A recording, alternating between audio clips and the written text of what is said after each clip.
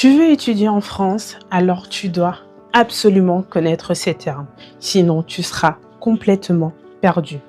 Alors, installe-toi et je t'explique ça tout de suite. Campus France.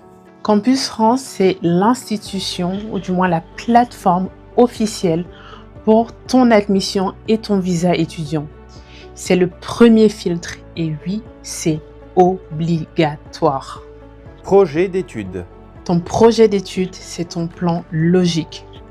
Pourquoi cette filière? Pourquoi cette école? Quel métier tu vises pour la suite? Si ton plan n'est pas cohérent, ton dossier y tombe tout de suite. Dossier d'études. Ton dossier d'études, c'est ton CV, tes lettres de motivation, tes relevés de notes, tes diplômes, tes preuves d'expérience ou tout autre document qui prouve ton parcours. Ce ne sont pas juste des papiers, c'est la preuve que ton projet tient debout. Preuves financières. Les preuves financières. Alors, tu dois prouver que tu as les moyens pour vivre en France. L'ambassade exige un montant minimum pour pouvoir t'accorder un visa étudiant. Et généralement, ça tourne autour de 600 €. Attestation de virement irrévocable. AVI. L'attestation de virement irrévocable ou encore l'AVI, c'est la preuve que tu as de l'argent pour vivre en France. Alors, c'est un concept assez simple. Tu verses des fonds ou de l'argent sur un compte bloqué et tu reçois un montant fixe tous les mois en France.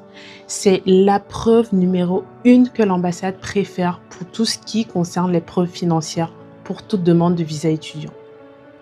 Garant ou sponsor. Ton garant ou ton sponsor, c'est la personne qui prend en charge toutes tes dépenses si ce n'est pas toi ou si tu n'as pas une attestation de virement irrévocable. Alors, son rôle à lui, il est très simple. Il doit prouver qu'il a les moyens suffisants pour subvenir à tous tes besoins. Filière. Alors, la filière, c'est le domaine dans lequel tu veux étudier.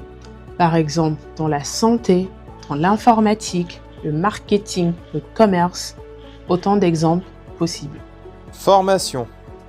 La formation, c'est le programme exact que tu veux suivre. Par exemple, une licence en informatique ou encore un master en marketing digital. Demande d'admission préalable. DAP. La demande d'admission préalable. Alors, c'est une procédure spéciale qui concerne seulement certaines filières ou certaines formations spécifiques et plus généralement pour tous les étudiants qui viennent d'avoir le bac et qui veulent s'inscrire en première année de licence pour la première fois en France. Alors, si tu es concerné par cette procédure et que tu ne la suis